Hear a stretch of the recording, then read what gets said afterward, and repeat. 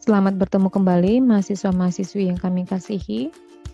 Kali ini kita akan masuk pada topik baru yaitu Force and Energy, gaya dan energi. Di mana tujuan dari pembelajaran kali ini adalah untuk memahami konsep-konsep dasar gaya dan energi ya saudara. Sehingga nantinya saudara diharapkan mampu mengemukakan kembali konsep-konsep dasar tersebut ke dalam rancangan lembar kerja siswa untuk pembelajaran sains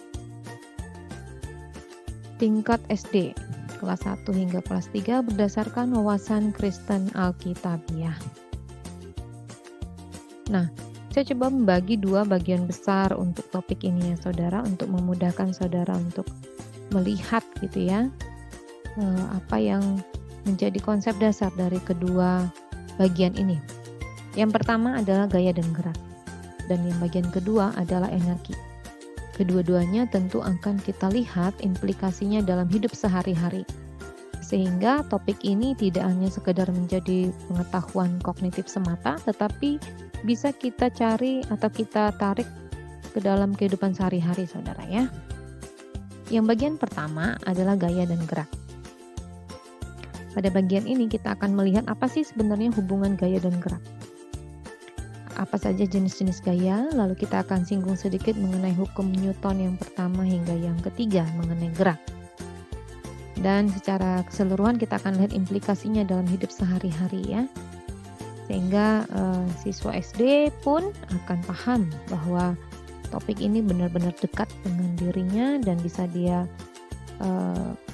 analisa lebih lanjut ya di dalam kesehariannya. Nah, sebelum kita melanjut, saudara coba perhatikan di rumah saudara atau di lingkungan rumah saudara, adakah benda yang selalu bergerak saudara? Apa-apa saja benda yang bergerak itu, lalu kenapa bisa bergerak? Apa penyebabnya saudara? Nah, jika kita bicara benda bergerak, tentu kita akan tahu apa itu benda yang diam ya saudara ya. Benda diam itu adalah benda yang posisinya tidak berubah saudara, tetap di titik yang sama. Sementara benda dikatakan bergerak jika ada perubahan posisi dalam kurun waktu tertentu. Nah, bagaimana kita bisa tahu benda itu bergerak? Ya dengan melihat titik tumpunya di mana, lalu berakhirnya di mana. Kalau dia titik tumpunya dan titik berakhir adalah sama, maka dia bisa dikatakan tidak bergerak saudara ya, karena berada di posisi yang sama. Namun jika misalnya dia berpindah posisi dari titik A ke titik B, ya lalu kita lihat bisa ditarik ya dalam satu garis lurus, maka ini adalah gerakan linier begitu ya. Sedangkan jika dia berpindah posisi dengan rute berkelok-kelok gitu ya, tidak dalam satu garis lurus, maka ini dikatakan gerak yang tidak linier atau non-linier. Nah, saudara, mengapa benda bisa bergerak?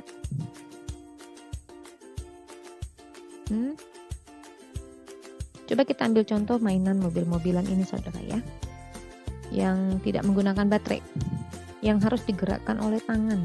Apa sebenarnya yang dilakukan tangan sehingga mobil ini bisa bergerak gitu ya, rodanya bisa berputar gitu.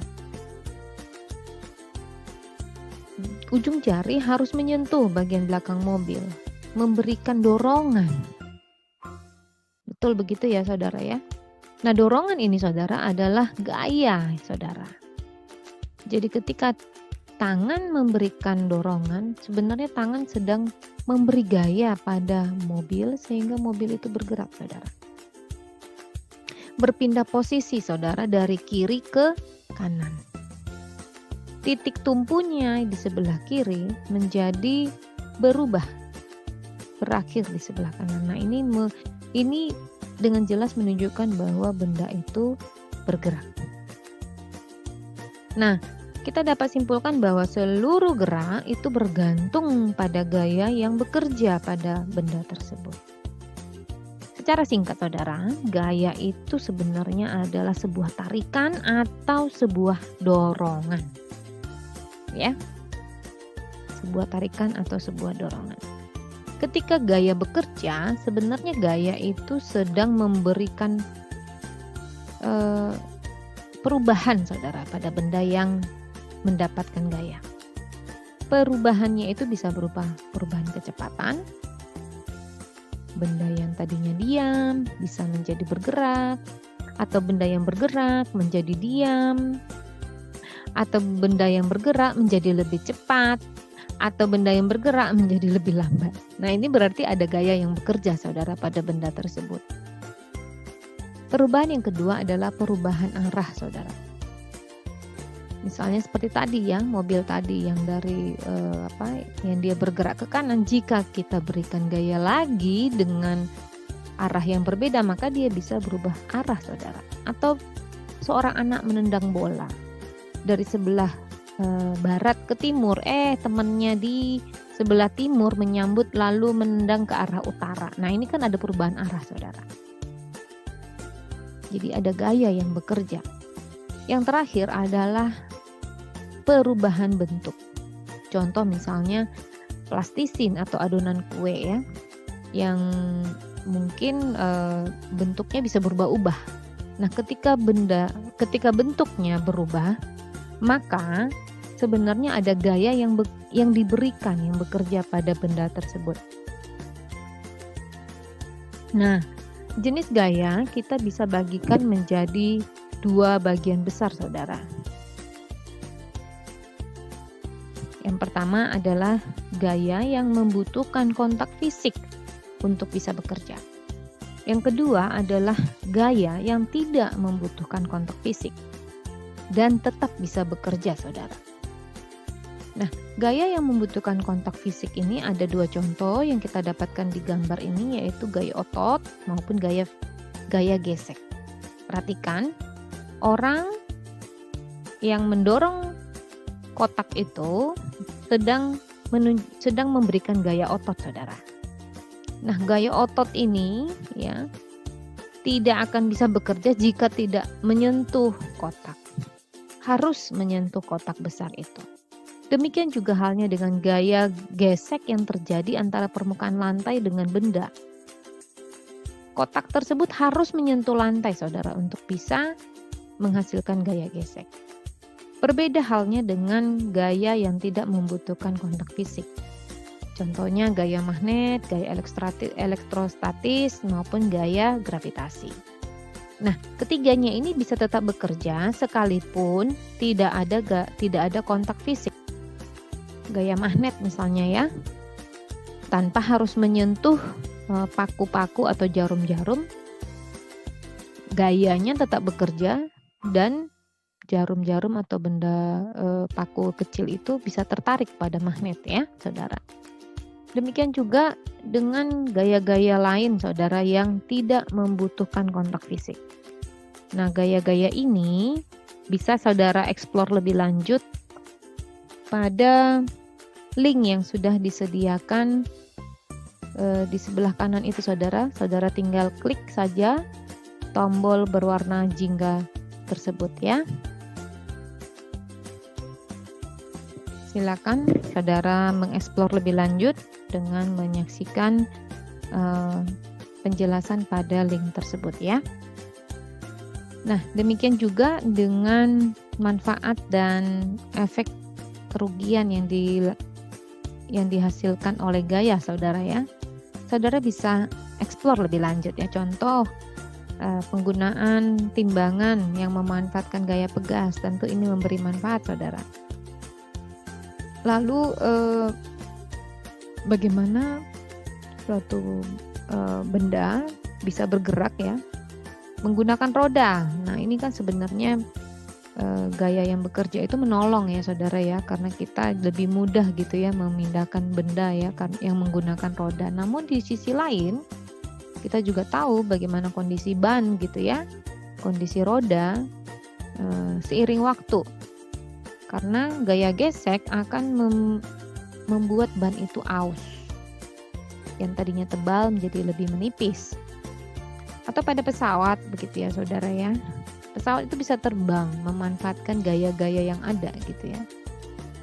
gaya dorong ke depan, gaya tolak ke belakang, gaya angkat ke atas, maupun gaya gravitasi yang bekerja oleh karena berat dari pesawat tersebut.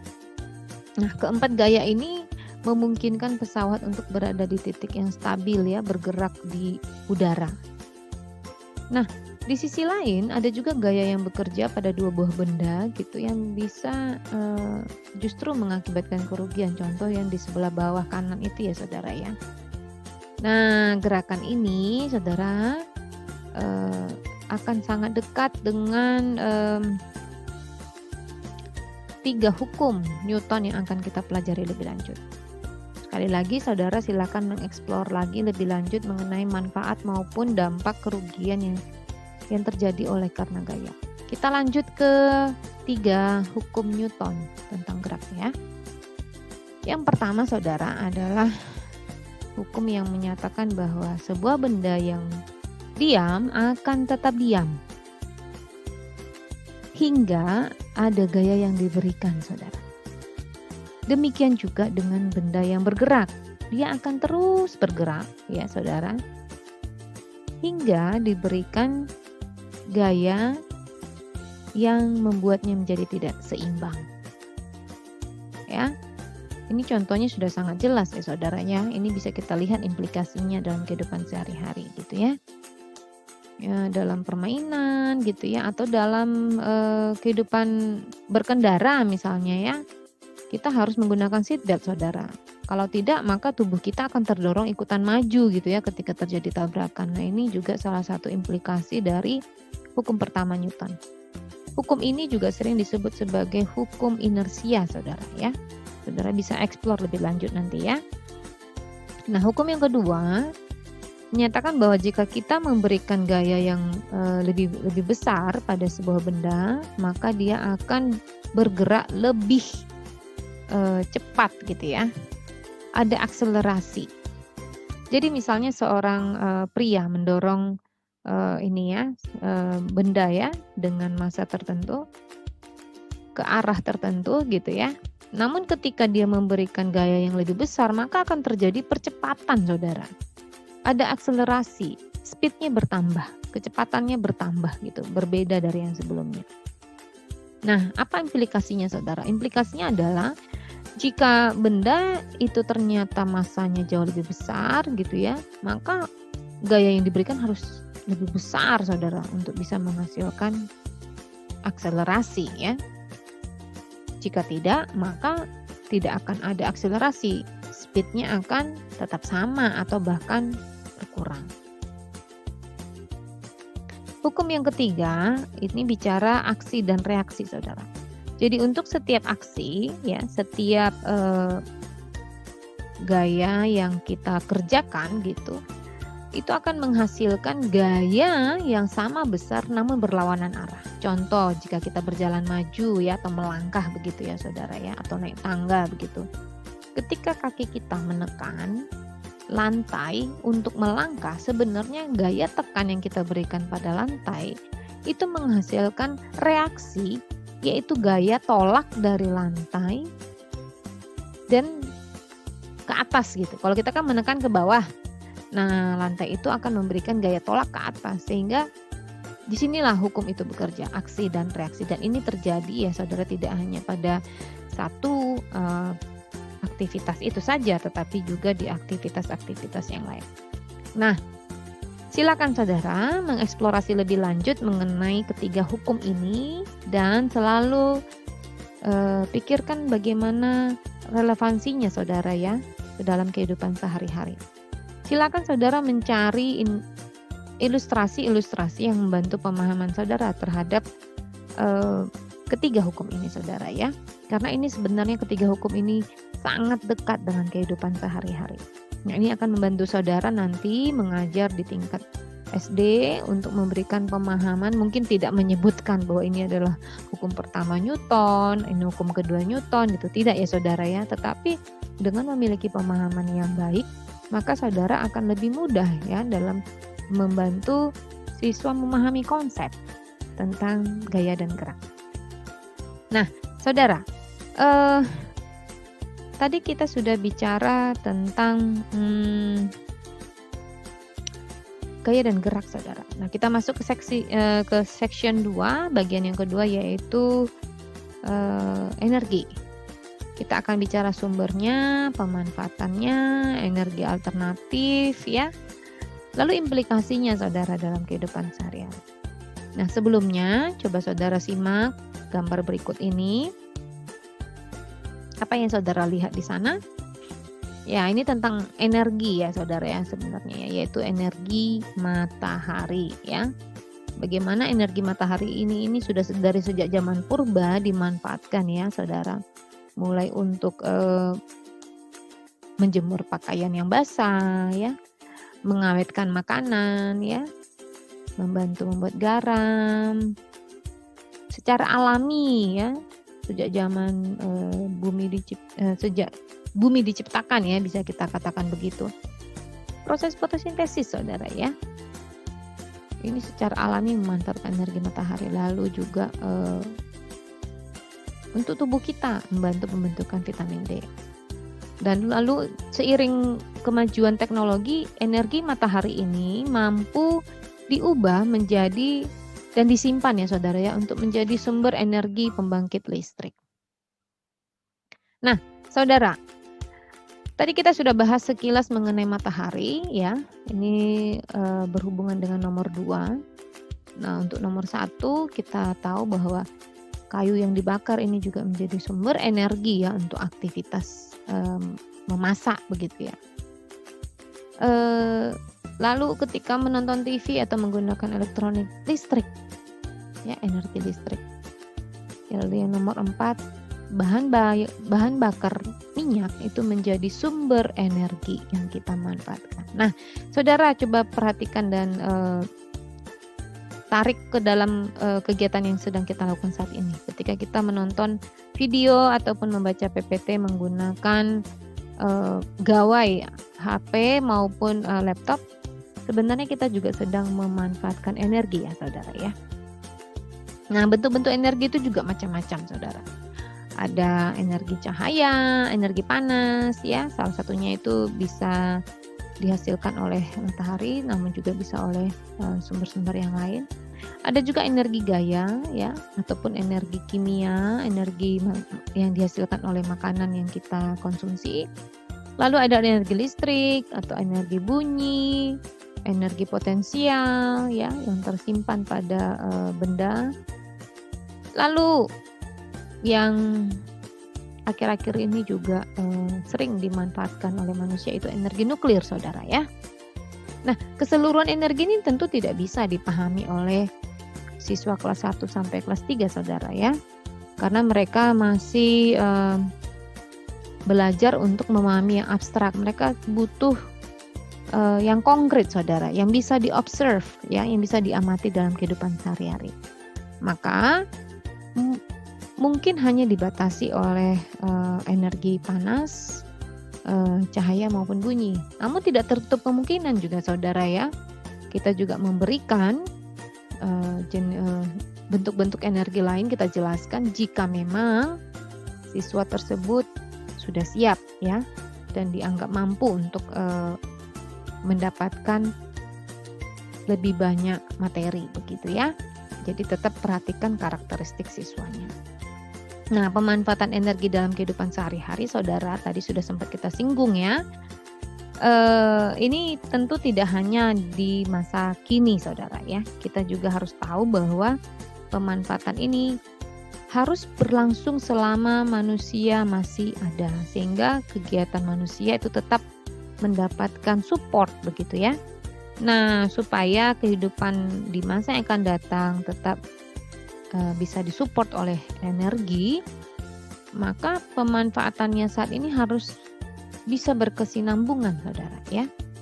Kita harus pikirkan bagaimana kehidupan manusia itu tidak berhenti saat ini. Nah, pemanfaatannya ini di mana saja saudara ya. Ini secara singkat saja ada 6 ya. Mungkin saudara nanti ketika eksplorasi bisa dapatkan lebih banyak lagi. Namun ke-6-nya ini ya saudara ya, ini nggak bisa berhenti saat ini saja. Karena kehidupan masih terus berlanjut, oleh karena itu kita harus memikirkan kesinambungannya, saudara. Kita tidak hanya mengeksploitasi, tetapi juga kita harus memikirkan bagaimana energi-energi sumber-sumber yang ada itu juga tidak habis. Jadi oleh karena kemajuan teknologi, maka dimunculkanlah alternatif-alternatif baru ya saudara ya. Namun tidak berhenti untuk penemuan ataupun pemanfaatan energi alternatif saudara. Tetap kita harus sampai ke gaya hidup efisiensi saudara. Ya, energi yang sering dieksploitasi itu biasanya energi tak terbarukan. Nah, ini energi konvensional yang sudah ada sejak zaman dulu. Bagaimana batu bara dan minyak bumi begitu ya, terus dieksploitasi menjadi sumber energi utama yang sering digunakan oleh manusia ya untuk mendukung kegiatan ataupun aktivitas manusia. Namun oleh kemajuan teknologi, maka energi surya, nuklir, air, laut, angin, panas bumi ya, ini sudah bisa saudara ya mengubah energi ini disimpan menjadi sumber energi alternatif.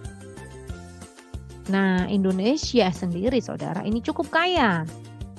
Kita ini punya sumber daya energi terbarukan yang cukup melimpah. Nah, saya coba ambil infografik dari indonesiabaik.id, saudara juga bisa coba cari gitu ya untuk gambar yang lebih jelas jika di video ini kurang jelas ya. Bagaimana kita itu dikelilingi oleh banyak sumber-sumber daya energi terbarukan. Puji Tuhan untuk anugerah yang sungguh luar biasa untuk negeri kita. Namun menyadari bahwa kita dilimpahi begitu banyak sumber daya energi alternatif tidak berarti kita juga semena-mena menggunakannya saudara. Tetap kita harus sampai pada titik memanfaatkannya dengan bertanggung jawab. Ya. Harus ada tindakan untuk terus ya efisiensi saudara. Kita harus menghemat supaya energi ini bisa dinikmati oleh lebih banyak masyarakat luas, bahkan sampai di pelosok-pelosok. Nah, cara yang paling mudah adalah dengan mumpung kita masih ada di rumah ya saudara ya, kita bisa menghemat listrik di rumah saudara. Perhatikan tips-tips yang ada gitu ya. Mulailah dari diri kita sendiri, lalu kita mulai edukasi orang-orang terdekat dengan kita sehingga ini nantinya akan berdampak saudara ya. Selalu harus dimulai dari diri kita sendiri.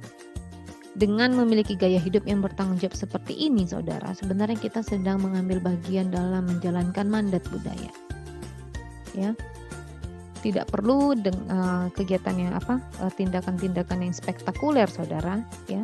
Dengan saudara melakukan efisiensi listrik saja, kita sebenarnya sedang mengambil bagian untuk melakukan mandat budaya.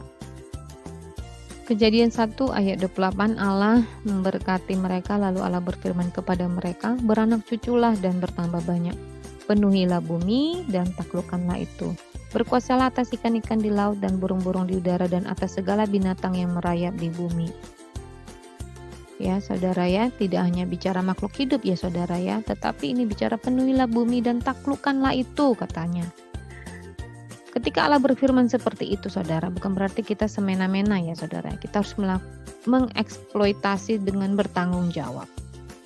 Sehingga ini menjadi berkat buat kehidupan manusia dan juga untuk memuliakan nama Tuhan. Saudara silakan berdiskusi secara berkelompok, nanti bisa bagikan di sesi sinkronus. Ada 3 hal yang bisa saudara jadikan bahan diskusi. Yang pertama, sumber energi apa saja yang rutin digunakan di rumah saudara gitu ya. Apakah pemanfaatan energi tersebut sudah bertanggung jawab? Apa yang bisa saudara lakukan untuk efisiensi dalam hal tersebut? Demikian saudara, selamat mengeksplorasi topik ini untuk menyingkap pengetahuan atau hal-hal yang Tuhan sudah sediakan buat kita. Selamat belajar, Tuhan memberkati.